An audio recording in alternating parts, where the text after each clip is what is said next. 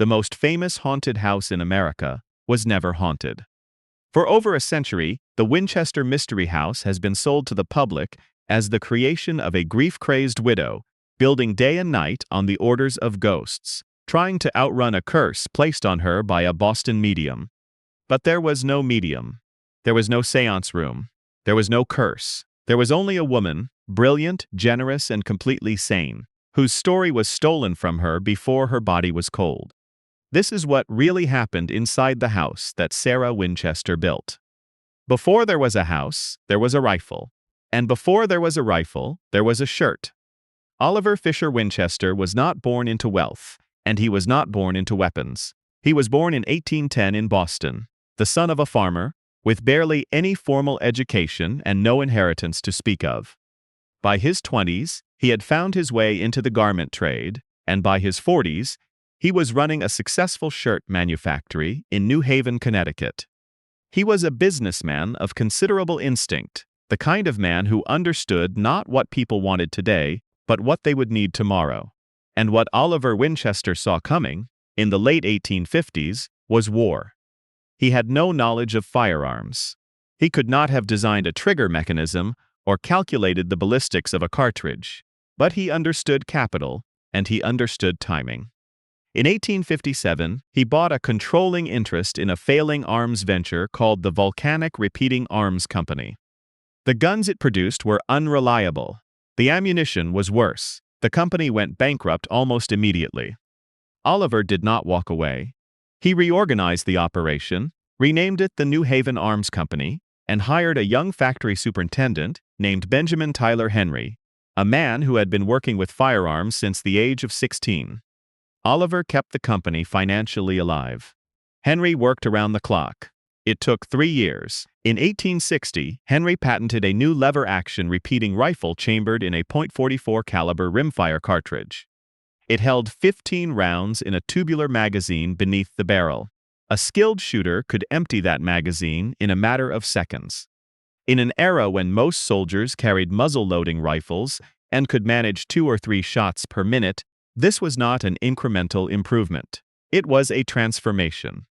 The Henry rifle entered the Civil War in limited numbers, but where it appeared, it changed the terms of engagement.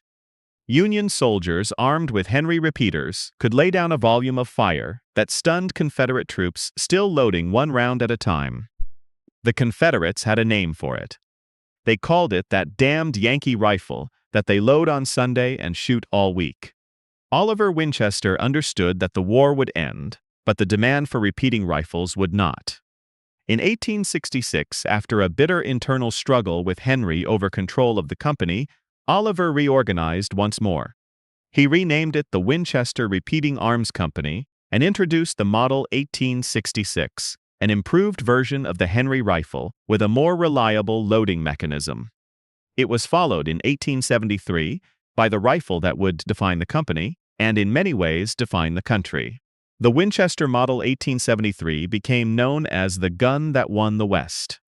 It is difficult to overstate what that phrase meant in 19th century America. The Model 1873 was the weapon of settlers and cowboys, of frontier marshals and outlaws, of the cavalry units that pushed westward across the plains and into territories that were not empty, no matter what the brochures said.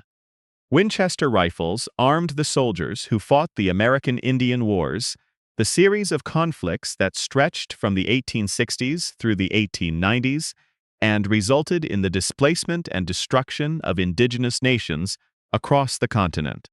The gun did not cause those wars, but it made them faster, more efficient, and more final.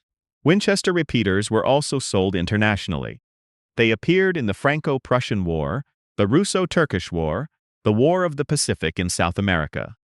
Wherever there was conflict in the second half of the 19th century, there was a reasonable chance that a Winchester rifle was present. The company did not sell death. It sold capability. The death was someone else's business. That distinction mattered to the shareholders. It would matter less to history. Oliver Winchester died in December of 1880, a wealthy and respected man. His estate was vast. His company was among the most profitable arms manufacturers in the world. His only son, William Wirt Winchester, had served as the company's treasurer and was positioned to carry the family name forward. But William had been ill for some time. Tuberculosis, the disease they called the White Plague, had been closing in on him for years. 3 months after his father's death, in March of 1881, William Wirt Winchester died. He was 43 years old. The company passed to other hands. The fortune passed to William's widow. Her name was Sarah. She was 41 years old. She had already buried her only child, a daughter who lived 6 weeks. Now she had buried her husband. She inherited approximately $20 million, a sum equivalent to roughly $600 million in today's currency, along with 50% ownership of the Winchester Repeating Arms Company. Her income was estimated at $1,000 per day every day for the rest of her life. She was, by any measure, one of the wealthiest women in America. The money came from the rifle. Every dollar Sarah Winchester would ever spend, every nail driven into every board of the house she would build, was paid for by the lever-action mechanism that let a man fire 15 rounds without reloading. That is not a moral judgment. It is an accounting fact, and it is the fact that would follow her and eventually consume her long after she was gone. But that story belongs to the people who told it, not to Sarah. Her story begins somewhere else entirely. Sarah Lockwood Pardee was born on the 4th of June, 1839, at 29 Orange Street in New Haven, Connecticut. She was the 5th child and 4th daughter of Leonard and Sarah Pardee.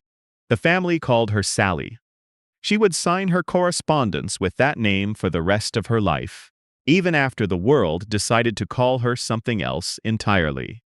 Her father, Leonard, was a carpenter by trade, who later managed the city bathing house before building a successful carriage manufacturing business.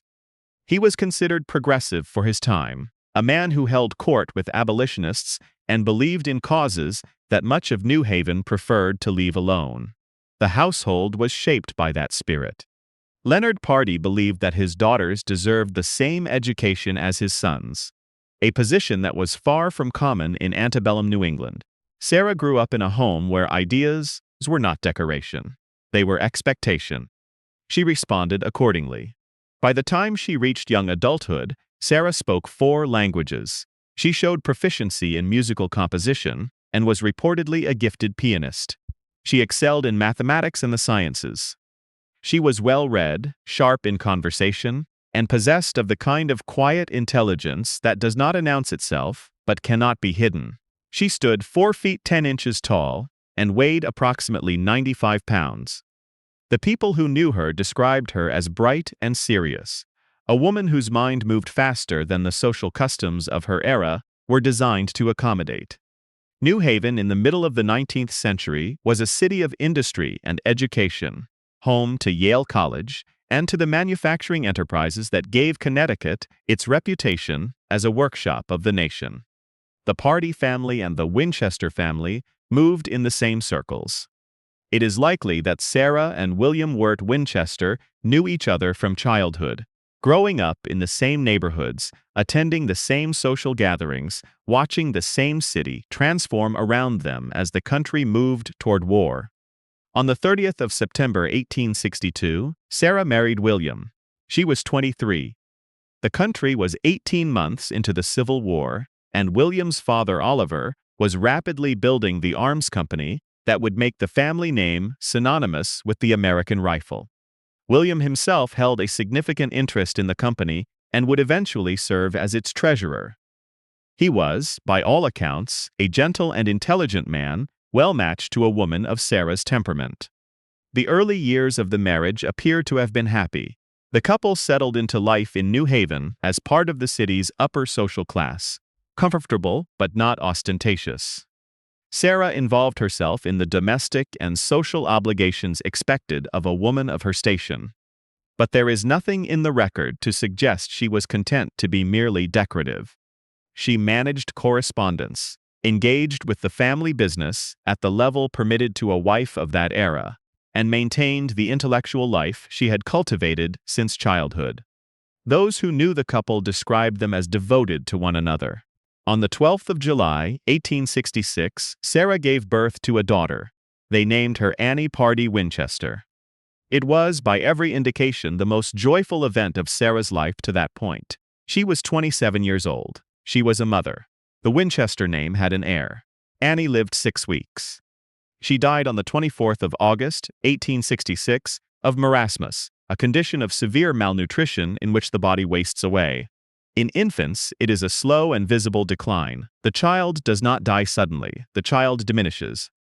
For 6 weeks, Sarah watched her daughter disappear. There would be no other children. The historical record does not tell us why. What it tells us is that after Annie's death, something in Sarah's world contracted. She and William remained close, but the years that followed carried a stillness that the couple could not seem to break. For 15 years, they lived in New Haven as a childless couple in a society that measured women first by their capacity to produce heirs. Sarah endured that arithmetic quietly. She did not speak publicly about her grief. She did not write about it in any surviving correspondence. She carried it the way women of her generation were taught to carry such things, which is to say inwardly and without relief. During those 15 years, the Winchester Repeating Arms Company grew into one of the most powerful firearms manufacturers on Earth. The Model 1873 was selling across the American frontier. Military contracts were expanding. The fortune grew larger with each passing year. William worked as the company's treasurer, managing the financial machinery of an enterprise that was, by the 1870s, inseparable from the westward expansion of the United States. And then the years between 1880 and 1881 arrived, and they took nearly everything. Oliver Winchester died in December of 1880. William's tuberculosis, which had been advancing for some time, accelerated. On the 7th of March, 1881, William Wirt Winchester died at the age of 43. Sarah's mother died around the same period. In the space of months, Sarah lost her father-in-law, her husband, and her mother. She was 41 years old. She had no children. She had no parents. She had no husband. What she had was a fortune built on a repeating rifle, an empty house in New Haven, and every reason in the world to leave. She would not stay long. The mathematics of Sarah Winchester's inheritance were staggering. William Wirt Winchester's estate left her approximately $20 million in assets, a figure that in today's currency translates to roughly $600 million. She also received 50% ownership of the Winchester Repeating Arms Company, which generated an income of approximately $1,000 per day, every day, without interruption, without effort. The money arrived whether she wanted it or not, a river of capital that flowed from every rifle sold, every military contract signed, every frontier outpost resupplied. Sarah Winchester did not have to work another day in her life. She did not have to think about money again. The money would think about her. This is the part of the story where most tellings begin to go wrong. The popular narrative places Sarah in a chair of grief, paralyzed and desperate, unable to process her losses, reaching for the supernatural because the natural world had failed her so completely. In this version, she becomes a woman unmoored, drifting toward spiritualism the way the bereaved often did in the late 19th century. And it is true that spiritualism was common in that era. The movement had swept across the United States since the 1840s, fueled by the enormous death toll of the Civil War and the universal human desire to believe that the people we lose are not entirely gone. Millions of Americans attended seances, consulted mediums, and believed that communication with the dead was not only possible but ordinary. But the record does not place Sarah Winchester among them, not in any documented, verifiable way. There are no letters in which she describes attending a seance. There are no receipts for consultations with mediums. There are no diary entries referencing spirits. There is no testimony from anyone in her inner circle during her lifetime that she believed herself to be haunted. What there is instead is a grieving woman doing what grieving people do. She withdrew. She grew quiet. She turned inward. And then, after several years, she began to look for a way forward. Sarah had visited San Francisco with William some years before his death and had fond memories of California. She had family living in the area, including her sister Isabel. She suffered from worsening rheumatoid arthritis, and the temperate climate of the Santa Clara Valley was reputed to be beneficial for joint ailments. These are not the motivations of a woman fleeing a curse. These are the calculations of a practical person seeking a change of environment for reasons that are entirely legible without the addition of ghosts. She was also, according to the research of historian Mary Jo Ignafo, a woman of considerable business acumen. Sarah managed her finances carefully. She corresponded with her attorney, Samuel Lieb, about property transactions, investments, tax payments, and real estate acquisitions. The letters that survive paint a picture not of a woman losing her grip on reality, but of a woman tightening her grip on her own affairs, directing her wealth with precision and intention. She supported her extended family financially for the rest of their lives. She funded relatives through education and career transitions. She was not scattering money into the wind. She was distributing it with purpose. In 1886, Sarah made her decision. She left New Haven and traveled west to California, accompanied by her sister and her niece, Marion Merriman, whom the family called Daisy. Edward Rambo, the San Francisco agent for the Winchester Repeating Arms Company, showed her properties in the Santa Clara Valley. She found what she was looking for on a parcel of land a few miles west of downtown San Jose. It was an 8-room farmhouse on 45 acres, surrounded by the apricot and prune orchards that filled the valley in those years. She purchased the property for $12,570. She named it Llanada Villa. The name means flat land in Spanish, a plain description of the geography she had chosen. It was not a dramatic name. It was not a name that invited mystery. It was the name of a woman who had looked at a piece of open ground and seen the space to build something. Daisy moved into the house with Sarah in 1888 and would remain for 15 years, until her marriage in 1903. The two women lived together in what appears to have been a close and functional household, supported by a small staff of domestic workers and groundskeepers. Sarah planted fruit orchards on the property, a practical investment in a valley that was already one of the most productive agricultural regions in California. She was not simply living on her inheritance. She was putting down roots, literally, in a new landscape, and then she began to build. It started as a renovation of the existing farmhouse, additional rooms, improved layouts, modern conveniences. But the renovation did not stop after a few months. It continued and expanded, and continued further. Year after year, workers arrived, and the house grew outward and upward, room by room, wing by wing, floor by floor. The hammering became part of the landscape of the neighborhood, as constant as the wind through the orchards. No one knew exactly why she kept building. Sarah did not explain herself to the press. She did not explain herself to her neighbors. She did not owe anyone an explanation, and she did not offer one. In the vacuum that her silence created, other people filled the space with their own stories. And the stories they chose to tell said far more about them than they ever said about her. The house was growing. So was the legend, and the legend was already, even in those early years, pulling away from the truth. To understand what Sarah Winchester actually built, you have to set aside everything you have been told about why she built it. Forget the ghosts. Forget the curse. Forget the madness. Look at the house as an engineer would. Look at what it contained. By the early 1890s, the farmhouse Sarah had purchased was already unrecognizable. Rooms branched from rooms. Hallways extended into new wings. Second and third stories rose above the original roofline. The property was becoming something that no one in the Santa Clara Valley had seen before.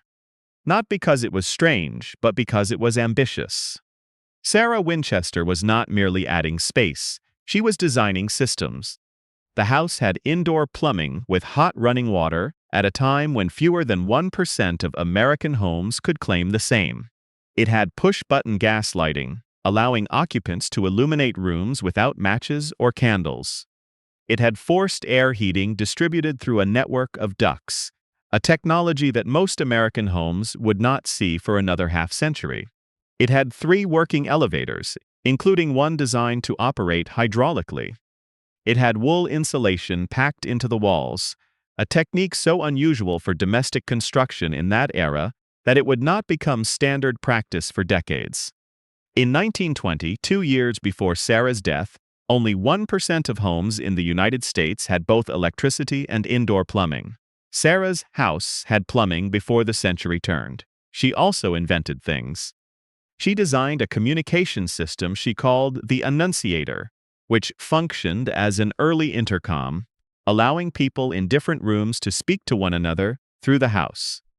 She engineered a drainage system for an interior greenhouse that used trapdoors in the floor to route excess water away from the plants and out of the structure. She designed porcelain laundry basins with soap trays and washboards molded directly into the surface, a household device so practical that when another inventor later attempted to patent a similar design, litigation records cited Sarah Winchester as the original inventor. She was not merely spending money on her house. She was thinking about how a house should work. The materials were as precise as the engineering. Sarah specified Tiffany art glass for windows throughout the property, commissioning custom designs from the studio of Louis Comfort Tiffany himself.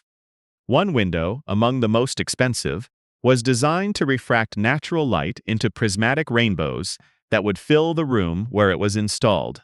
The craftsmanship was extraordinary. The stained glass alone represented a fortune within a fortune, each panel a commissioned work of art set into walls that most visitors would never see, and that is a point worth pausing on. Sarah did not build this house for visitors. She did not build it for posterity. She did not build it for tours. She built it for herself and for the people who lived and worked on the property. The innovations were not for display. The Tiffany windows were not installed so that strangers could admire them a century later. They were installed because Sarah Winchester wanted to live in a house that was beautiful and functional and entirely her own. She employed a sizable workforce to maintain the constant construction. Carpenters, laborers, gardeners, and domestic staff worked on the property for years, some for decades. According to accounts cited by multiple historians, some employees raised their families on the grounds. Sarah paid wages that were considered generous for the time. In an era before labor protections or minimum wage laws, steady employment from a single wealthy patron was not a small thing. The house was not just Sarah's project. It was a local economy. Workers could support families on what she paid. When the economic depression of 1893 devastated communities across California, Sarah did not lay off her workforce. She kept building. Whether that was generosity or compulsion, or simply a woman who saw no reason to stop doing what she enjoyed, the effect was the same. People kept their jobs. Families stayed fed. The house grew upward as well as outward. At its peak, it reached 7 stories at the tallest point, an extraordinary height for a private residence in that era. The total square footage expanded to approximately 24,000 square feet. Room counts are difficult to pin down because the house was always in flux, but by the most reliable estimates, it contained at least 160 rooms, including 40 bedrooms, 6 kitchens, and 13 bathrooms. There were 47 fireplaces, 47 staircases, 10,000 windows, and over 2,000 doors. The numbers alone suggest something beyond ordinary ambition, but numbers without context tell the wrong story. Sarah Winchester was building without a licensed architect. She drew her own plans, sometimes sketching designs on scraps of paper or the backs of envelopes, then handing them to her carpenters for execution. She changed her mind frequently. She redesigned rooms after they were finished. She added passages, removed walls, extended hallways into unexpected directions. To an outside observer, this process looked chaotic.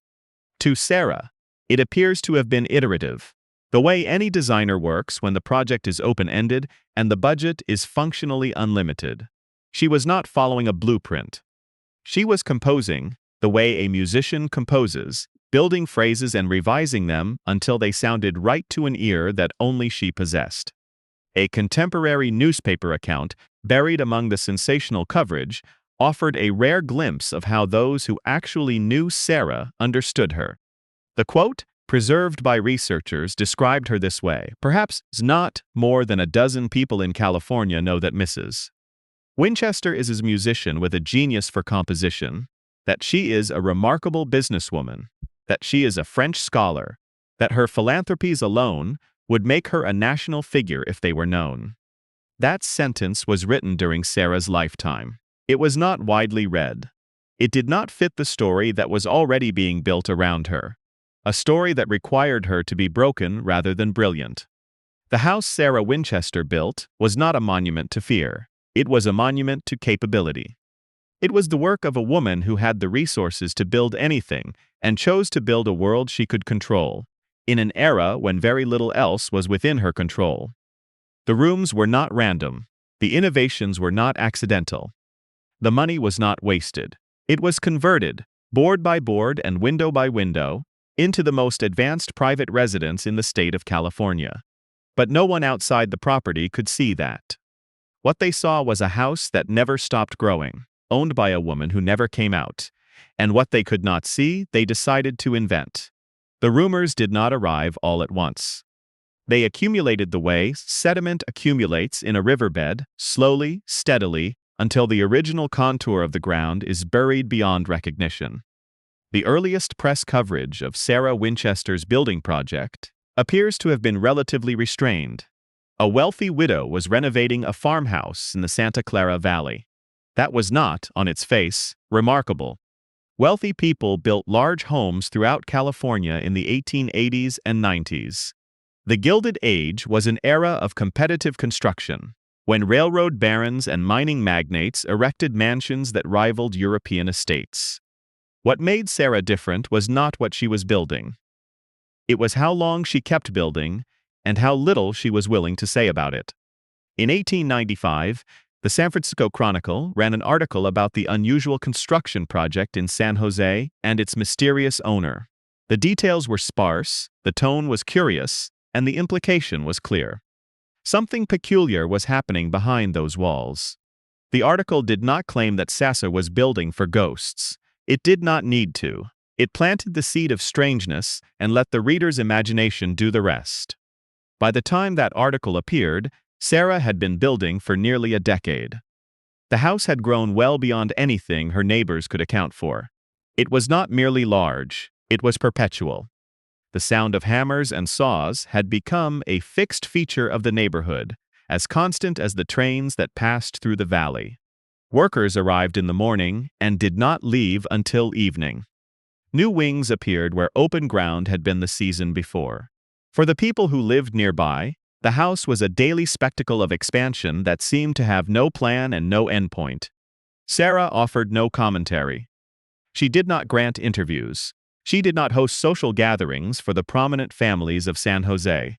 She did not attend civic functions or join the charitable societies that wealthy women of her era were expected to sustain.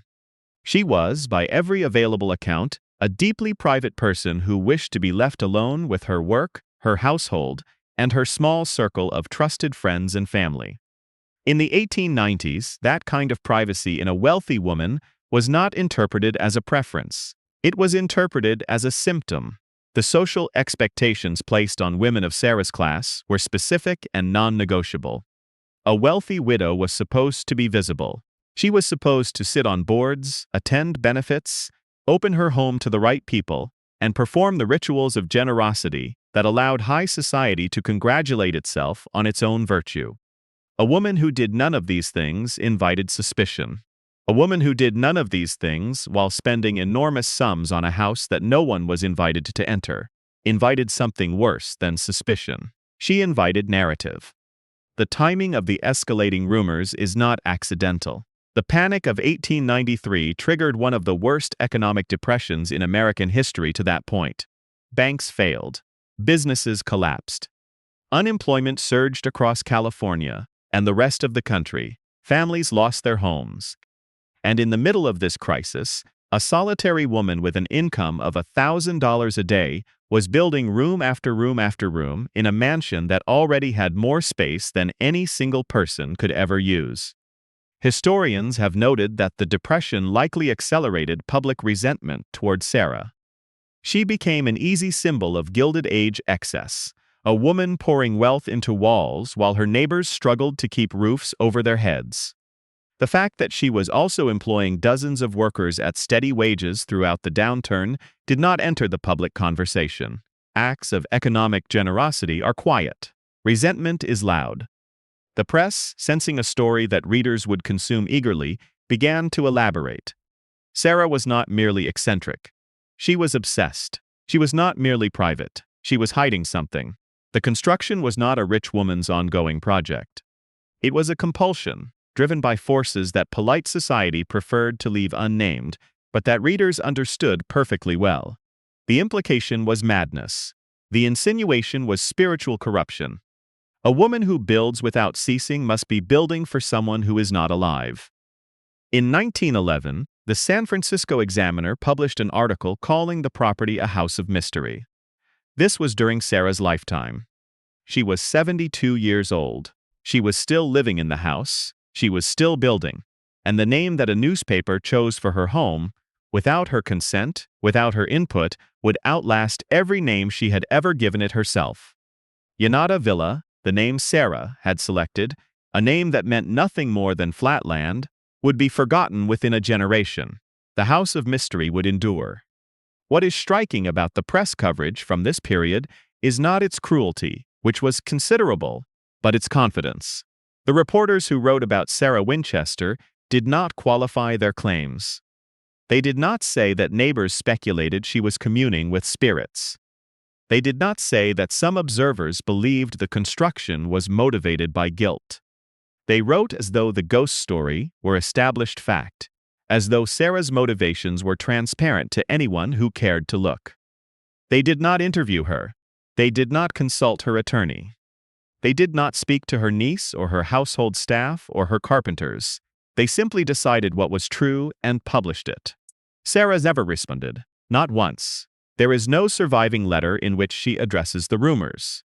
There is no record of her instructing her attorney to seek a retraction or threaten a lawsuit.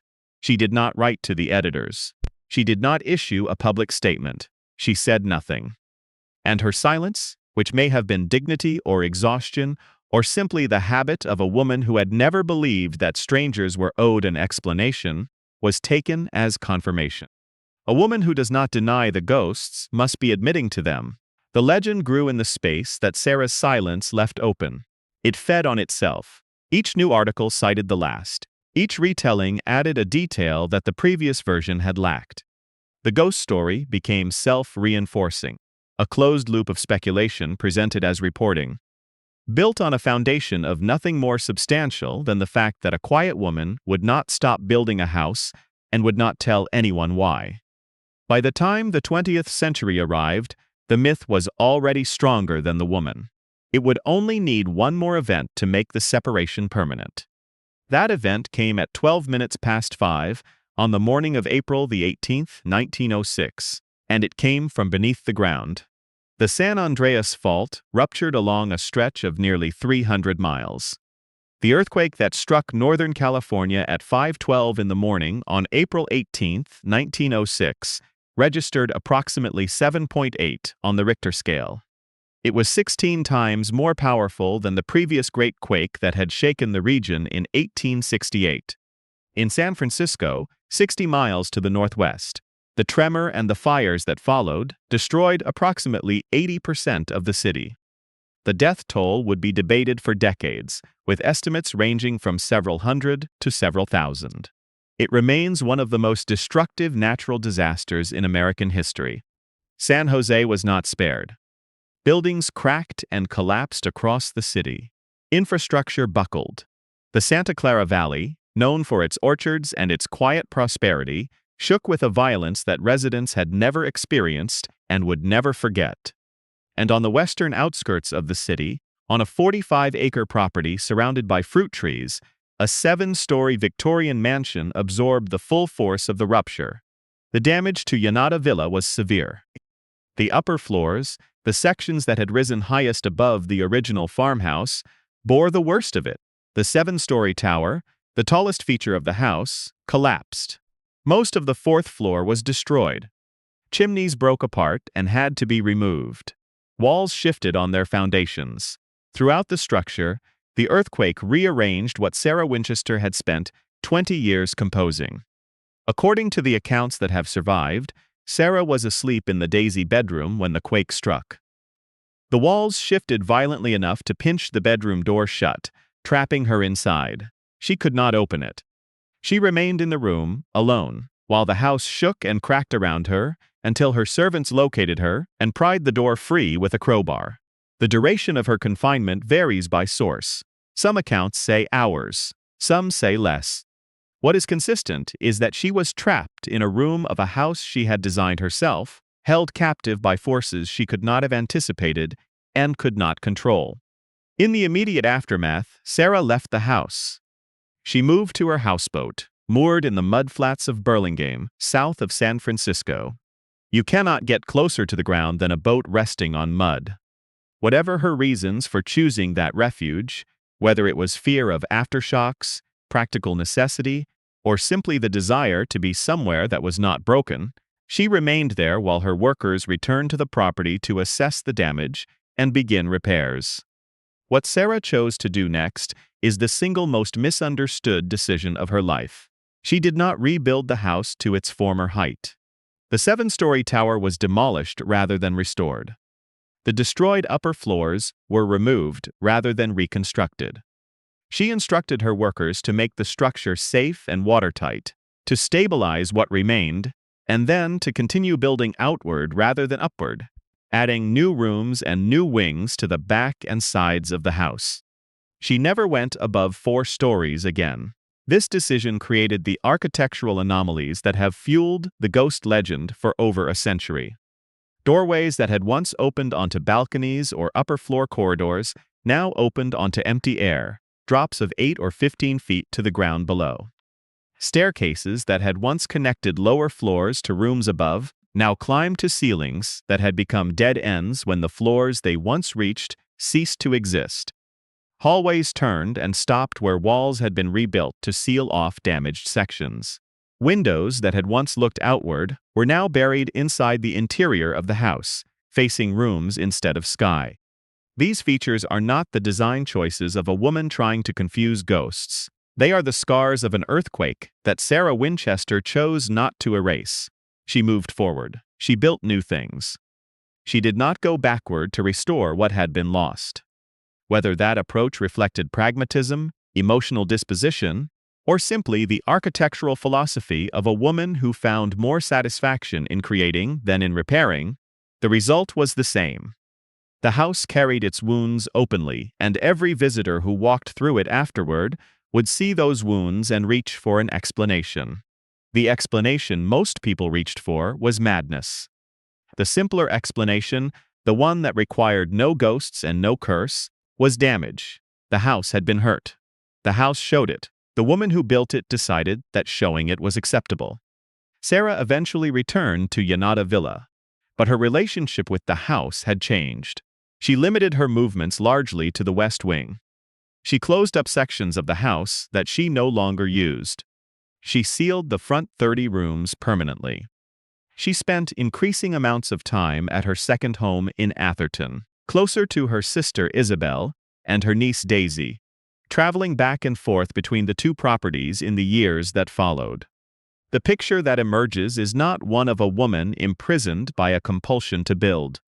It is one of a woman who maintained 2 homes, spent time at both, and continued to direct construction at Yanada Villa as an ongoing project rather than an obsession. The construction did continue. Workers kept adding rooms, extending hallways, installing new windows, but the pace was not constant. According to historian Mary Jo Ignafo, Sarah sent her workers away for months at a time. The popular claim that construction ran 24 hours a day, 7 days a week, without interruption for 38 years, is not supported by the documentary evidence. Sarah's own letters reference periods when no work was being done. The house was a project. It was not a prison sentence. But the earthquake had done something to the legend that it had also done to the house. It had broken the structure in a way that made the original design illegible. Before 1906, Yanada Villa was unusual but architecturally coherent, a sprawling but navigable mansion with rooms that connected logically and features that served functional purposes. After 1906, the house became a puzzle, full of dead ends and impossible passages that looked, to an untrained eye, like the work of a disordered mind. The earthquake had removed the context that made the house make sense. And without that context, the ghost story was the only explanation that remained standing. The earth had not haunted the house, it had rearranged it. And in doing so, it had written a new story over the one Sarah had intended, a story that was far easier to sell and far harder to correct. The correction would not even be attempted for nearly a century. In the meantime, Sarah Winchester had 16 more years to live. She would spend them building, giving, and refusing, as she always had, to explain herself to anyone. The silence held. But the clock was running out on who would control the story. In her final years, Sarah Winchester lived quietly between two homes. She traveled between Yanada Villa in San Jose and her property in Atherton, where she could be closer to her sister Isabel and her niece Daisy. She continued to direct construction at the mansion, but the work was no longer the all-consuming enterprise that the press had described. There were periods of activity and periods of rest. There were months when the carpenters came and months when they did not. The house was still growing, but at the pace of a woman in her late 70s and early 80s whose body was slowing even if her mind was not. Sarah's rheumatoid arthritis had worsened considerably. The small staircases in the house, the ones with shallow risers, that tour guides now cite as evidence of spiritual obsession, were in fact a practical accommodation for a woman whose joints had stiffened to the point that climbing standard stairs caused her significant pain. She designed the steps to suit her body. That a small woman with arthritis would build small stairs is not a mystery. It is common sense. But common sense does not sell tickets, and by the time anyone thought to offer that explanation, the ghost story had already claimed those staircases as its own. Sarah continued her philanthropic work throughout her later years. She funded tuberculosis research and treatment at the Connecticut State Hospital, a cause tied directly to the disease that had taken her husband 4 decades earlier. She supported family members financially. She maintained her correspondence with her attorney and managed her investments with the same precision she had exercised for decades. A newspaper editorial, written shortly after her death, would describe her as a woman whose philanthropies alone would have made her a national figure if they were known. They were not known. Sarah had not wanted them to be. On the 5th of September 1922, Sarah Lockwood Pardee Winchester died in her sleep at Yanada Villa. The cause was congestive heart failure. She was 83 years old. She had outlived her daughter by 56 years, her husband by 41. She had spent 36 of those years building a house that the world would remember and misremember in equal measure. The news of her death did not travel far. In the Bay Area, the coverage was modest. A brief obituary in the Modesto Herald noted her charitable activities. An unsigned editorial in the Mill Valley Record offered a rare moment of clarity about the woman the press had spent decades caricaturing. A few days ago, it read, "A quiet woman went quietly out of life, leaving a fortune of some millions, all of it for philanthropy. She had no children, so she gave her stocks and bonds, her wealth of whatever form, to the public in the most advantageous manner possible." This woman was Mrs. Winchester. How many thousands of lives will be blessed by Mrs. Winchester's bequest? Yet the newspaper accounts of her going and its attendant circumstances were brief and unadorned. In New Haven, her hometown paper ran a warmer notice, celebrating the more than $1 million she had left to a local hospital. Sarah was buried first in California, then moved to Evergreen Cemetery in New Haven, where she was laid to rest beside her husband William and her daughter Annie. The family was together again, in the only way that remained. Her will had been written in 13 sections and signed 13 times. Whether the number held personal significance for Sarah, or was simply a coincidence that later observers imposed meaning upon, is impossible to determine. The will left the contents of the house and both properties to her niece Daisy Marriott. The bulk of her remaining fortune went to charity. The house itself, Yanada Villa, was not included in the bequest to Daisy. It was sold separately. What happened next took less than a year. Daisy took what she wanted from the house. The remaining contents were sold in private auction. It reportedly took 6 trucks operating over the course of 6 weeks to remove the furnishings, art, fixtures, and personal effects that Sarah had accumulated over 36 years of living and building. When the trucks were finished, the house was empty. Whatever private world Sarah had constructed inside those walls was dismantled and dispersed. The property was sold at public auction for $135,000 to a group of investors. They leased it to John and May Brown, a couple with a background in carnival and amusement operations. The Browns moved onto the property in 1923. Within 5 months of Sarah Winchester's death, the house was opened to the public as a roadside attraction. The Browns did not merely open the doors and let visitors wander. They shaped the experience. They constructed a narrative. The ghost story that had circulated during Sarah's lifetime, the whisper campaign that she had endured for decades without responding, became the official text of the tour. The rumors were no longer rumors. They were the product. The house was no longer a private residence that happened to be unusual. It was a haunted house, and the haunting was the reason to come. Mamie Brown became the first tour guide.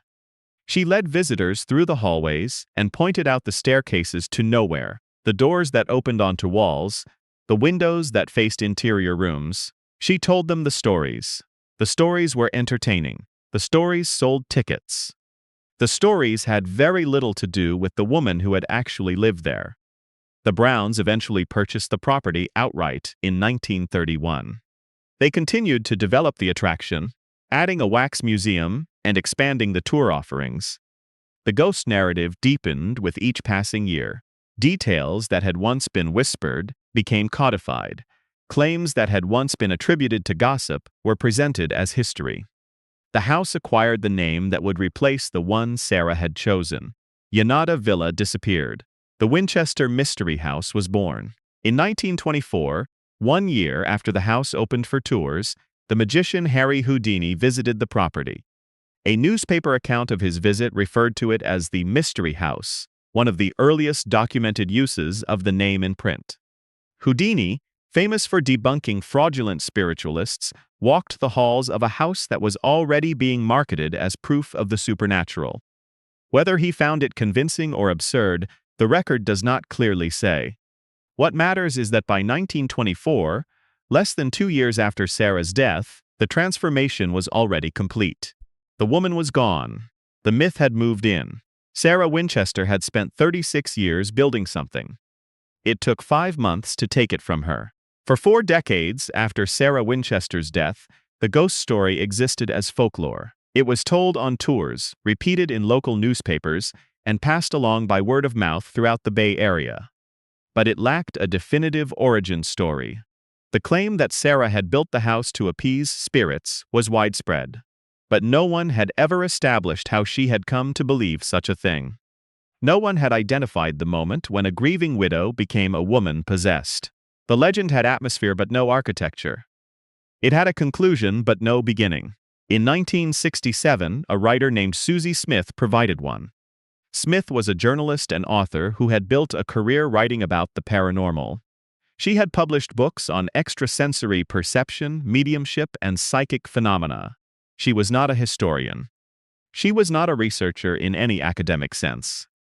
She was a popularizer, a writer who took stories that existed on the margins and brought them to a mainstream audience with the confidence of someone who believed the margins were where the truth lived. In her book Prominent American Ghosts, Smith devoted a chapter to the Winchester Mystery House. In it, she described a meeting between the recently widowed Sarah Winchester and a Boston medium named Adam Coons. According to Smith's account, Coons contacted the spirit of William Wirt Winchester during a séance and delivered a message to Sarah. The Winchester family, the medium reportedly told her, was being haunted by the ghosts of every person who had ever been killed by a Winchester rifle. The curse was real. The spirits were angry. And the only way for Sarah to save herself was to move to California and begin building a house for those spirits. She must never stop building. If the construction ceased, she would die. It was a perfect story. It had guilt and grief and the supernatural. It had a direct causal link between the Winchester rifle fortune and the strange house in San Jose. It explained everything: the endless construction, the bizarre architecture, the reclusive behavior, in a single dramatic scene. A broken woman, a ghostly warning, a compulsion that would last the rest of her life. The narrative was so clean, so satisfying, that it was adopted almost immediately as the definitive account of how the Winchester Mystery House came to be. There was one problem: the story appears to have been fabricated. There is no documented evidence that Sarah Winchester ever met with a medium in Boston, or anywhere else. There are no letters, no receipts, no diary entries, no legal records, no testimony from family members or household staff that place Sarah in the company of a spiritualist at any point in her life. Historians who have searched for corroboration of the Adam Coons story have found nothing, and when they searched specifically for a Boston medium named Adam Coons, they found something even more telling. He does not appear in any city directory, any census record, any spiritualist organization membership roll, any newspaper advertisement, or any other document from the period. There is no evidence that Adam Coons existed. Susie Smith did not provide a source for the account. She did not cite a letter, a memoir, a family record, or a prior publication. She presented the story as fact, without attribution, in a book that was marketed as nonfiction. And because the story fits so neatly into the existing legend, because it answered the one question that decades of ghost tourism had never been able to resolve, no one interrogated it. Not the publishers, not the reviewers, not the owners of the Winchester Mystery House, who had every commercial reason to embrace a narrative that elevated their attraction from a local curiosity to a nationally significant haunted landmark. The Adam Coons story became the foundation. Every subsequent retelling of the Winchester Mystery House legend built upon it. Television programs cited it. Travel guides repeated it. Ghost hunting shows treated it as established history. The 2018 film Winchester, starring Helen Mirren as Sarah, dramatized the curse narrative as the central premise of its plot. By the time the story reached its widest audience, it had been repeated so many times, across so many platforms, that challenging it felt less like correcting a factual error and more like arguing with a cultural institution. This is how a myth becomes permanent. It does not require a conspiracy. It requires only a single unchallenged claim, published at the right moment, in a format that people trust. Susie Smith was not a villain. She may have believed the story herself. She may have heard it from a tour guide at the Winchester Mystery House and assumed it was verified history. She may have invented it entirely. The record does not tell us because Smith, like the medium she described, left no trail. What the record does tell us is the consequence. After 1967, Sarah Winchester was no longer merely an eccentric widow who built a strange house. She was a woman driven mad by guilt, tormented by the spirits of the dead, building frantically on the orders of the other side, unable to stop, unable to rest, unable to do anything but obey the voices that only she could hear. The brilliant linguist, the innovative architect, the quiet philanthropist who funded tuberculosis research and supported her family for decades. The woman who invented household devices and installed technology that was 50 years ahead of its time, all of that was buried beneath the weight of a story told by a writer who never provided a single piece of evidence. The cruelest part is not the fabrication itself. The cruelest part is what the fabrication replaced. Before Susie Smith, the mystery of Sarah Winchester was at least an open question. People did not know why she built the house, and they admitted as much, even if they preferred the ghost explanation. After Susie Smith, the question was considered answered. The mystery was solved. Sarah Winchester built the house because a medium told her to. The conversation was closed, and once a conversation is closed, opening it again requires more than evidence. It requires someone willing to argue with a century of certainty.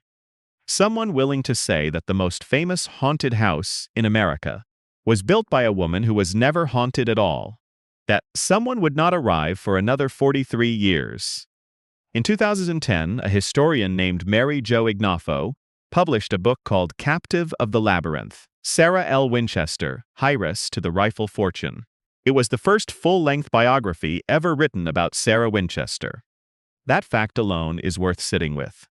A woman who had been the subject of television specials, ghost tours, horror films, magazine articles, and over 80 years of daily guided tours through her own home had never, in all that time, been the subject of a single serious biography.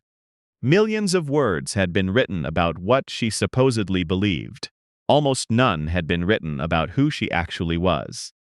Ignoffo, a California historian who teaches at De Anza's College in Cupertino, spent years mining an extensive archive of primary sources.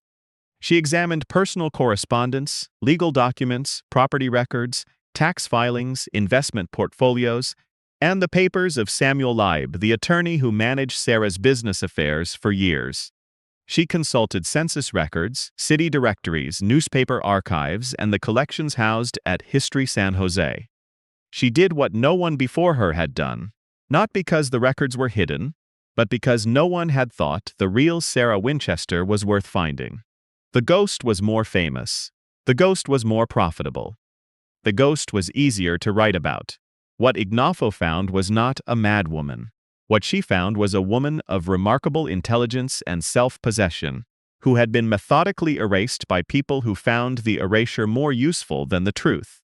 Sarah Winchester's letters reveal a person who was articulate, deliberate, and fully engaged with the management of her own affairs.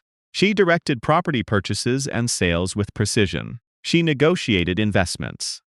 She tracked tax obligations across multiple states.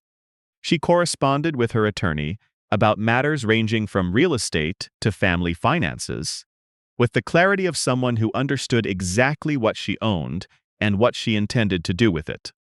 These are not the letters of a woman in the grip of a spiritual delusion. These are the letters of a businesswoman. Ignoffo's research also confirmed what the documentary record had long suggested, but what the ghost narrative had obscured. Construction on the house was not continuous. Sarah sent her workers away for months at a time. She traveled. She maintained her second home in Atherton. She spent extended periods away from Yanada Villa entirely. The popular image of a woman standing over a construction crew around the clock, directing carpenters through the night on instructions received from the dead, is not supported by anything that Sarah wrote, anything that her employees reported during her lifetime, or anything in the financial records that tracked her expenditures. The non-stop construction was a story. The reality was a woman who built when she wanted to build and stopped when she wanted to stop. The biography also brought Sarah's philanthropy into full view for the first time.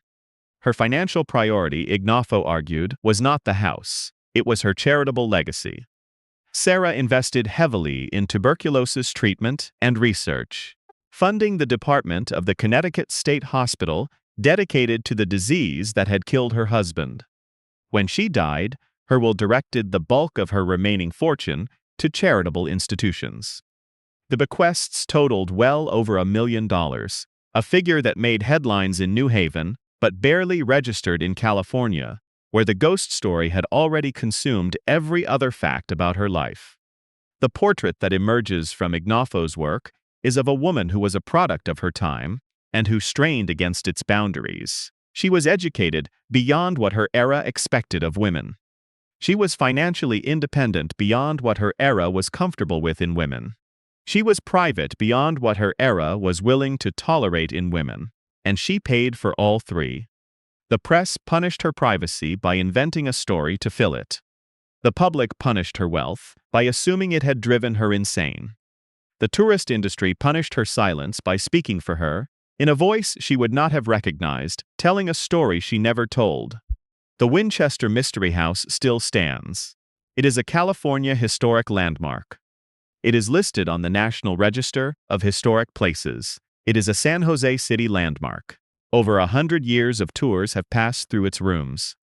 Millions of visitors have walked the hallways, climbed the staircases, and peered through the doors that open onto nothing. The house is marketed as one of the most haunted locations in America.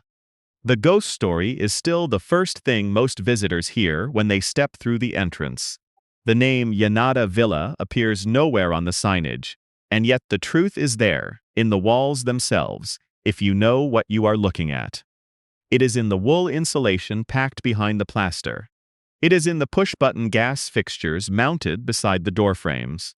It is in the annunciator system threaded through the rooms, the indoor plumbing that predated most of America by half a century, the Tiffany glass that still catches light it was never meant to share with strangers.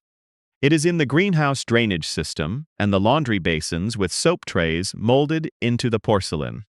It is in the small, shallow staircases built for a woman whose arthritic joints could no longer manage a standard rise. Every room in that house is a sentence written by Sarah Winchester. For 100 years, no one bothered to read them. There is a quote, preserved in a newspaper from Sarah's own time, that historians have returned to in recent years. Perhaps not more than a dozen people in California know that Mrs. Winchester is a musician with a genius for composition, that she is a remarkable businesswoman, that she is a French scholar, that her philanthropies alone would make her a national figure if they were known. That sentence was written while Sarah was alive. It described a woman whom almost no one recognized then and whom almost no one recognizes now. The ghost is still more famous. The ghost may always be more famous. But the house that Sarah Winchester built was never meant for ghosts. It was built by a woman who lost everything that mattered to her and decided, in the face of that loss, to make something. Not to appease the dead, not to escape a curse. Not because a medium in Boston told her she would die if she stopped. She built because building was the one thing she could do that grief could not take from her. She built because she was good at it. She built because she could. The hammers have been silent for over a century now. The woman who held the plans is buried 3,000 miles away, beside the husband and the daughter she never stopped mourning. The house remains open to anyone who pays the price of a ticket. But the real Sarah Winchester, the woman behind the walls, the architect of her own world, is only now, after all this time, beginning to come home.